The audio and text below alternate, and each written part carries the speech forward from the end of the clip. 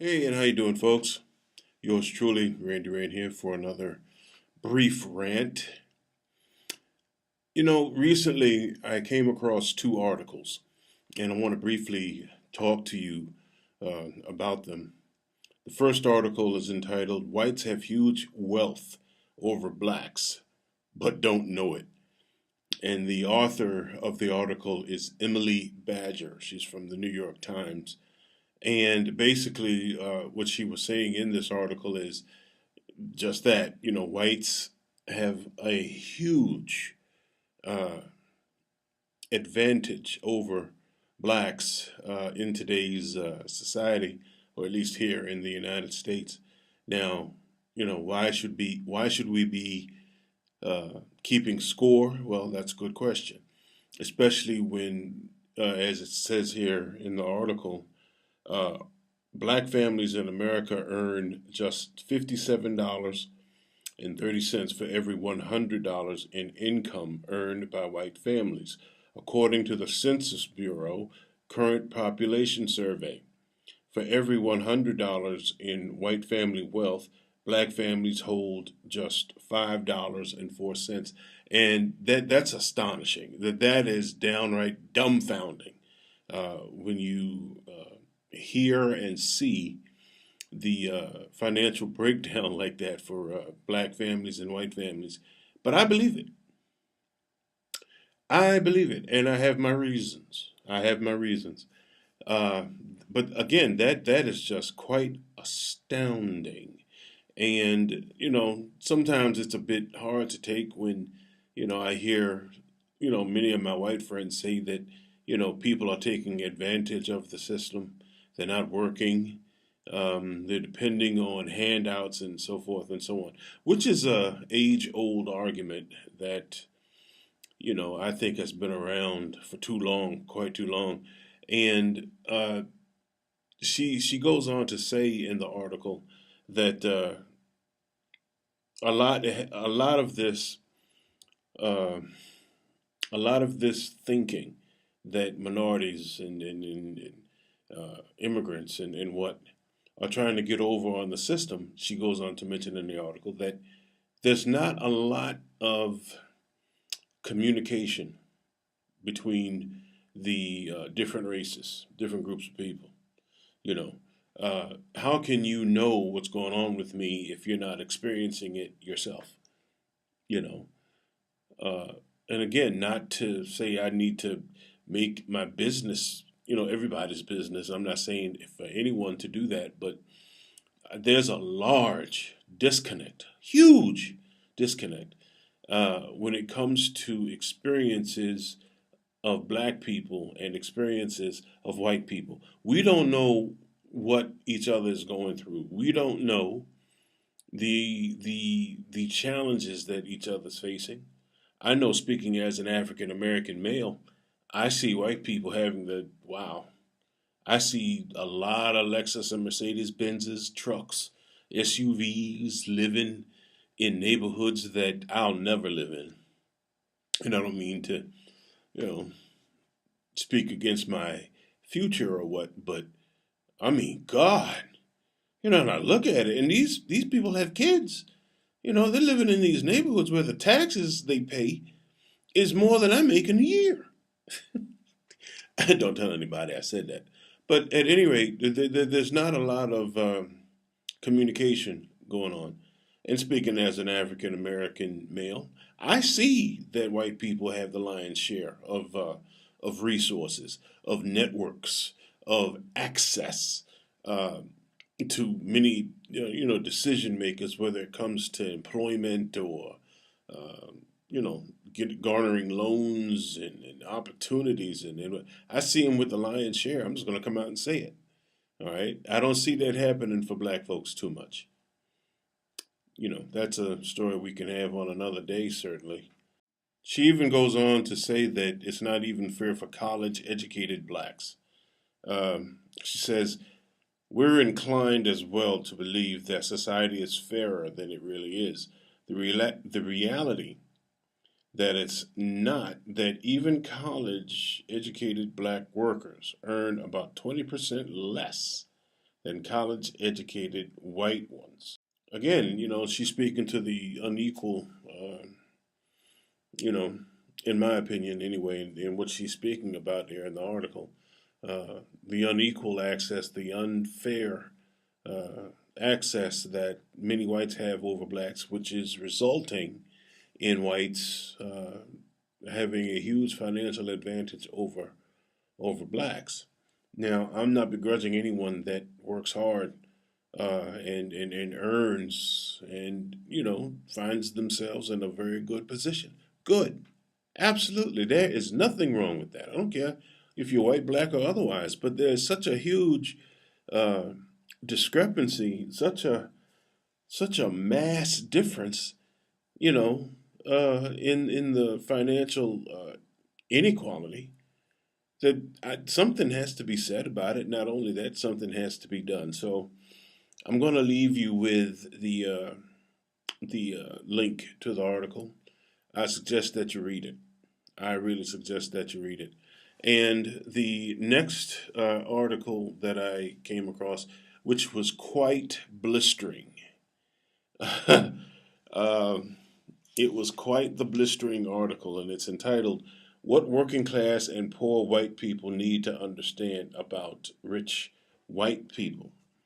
And I hope I'm getting this title. I'm sorry. I hope I'm getting this name right. Her name was Jonna, Jonna Ivin, Ivin. And she's from the stirjournal.com. Jonna Ivin. I'm trying to get an interview with her. I tried to get an interview with Emily Badger, but that fell through. So, but yeah, the title is "What Working Class and Poor White People Need to Understand About Rich White People," and simply put, and I think this has been common knowledge for many, many years, where white people vote against their own best interest because they. I don't want to say they have hatred in their heart, but when you are looking at certain news networks and they show you Mexicans jumping across the border, walking along the border, and they're breaking the law. They're coming into the country. They're rapists. They're killers and all of that. And if you're told this repeatedly and repeatedly and repeatedly and repeatedly, well, you're going to start to believe it unless you check that information against other information. You're going to believe it. And I think a lot of white people have bought it hook, line, and sinker. And in many instances, they vote against their own best interests. They lock and block themselves out in some instances. Um, I know you might say, well, Randy, on one hand, you're saying that the white people have the lion's share of the resources. On the other hand, they're voting against their own best interests, preventing them from getting ahead. What are you saying? Well, I'm saying just that. Okay.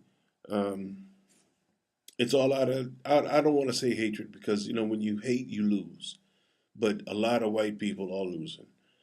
But the point that I want to make here is that, and as well as what the article was saying, is that a lot of white people think that, they're a part of something.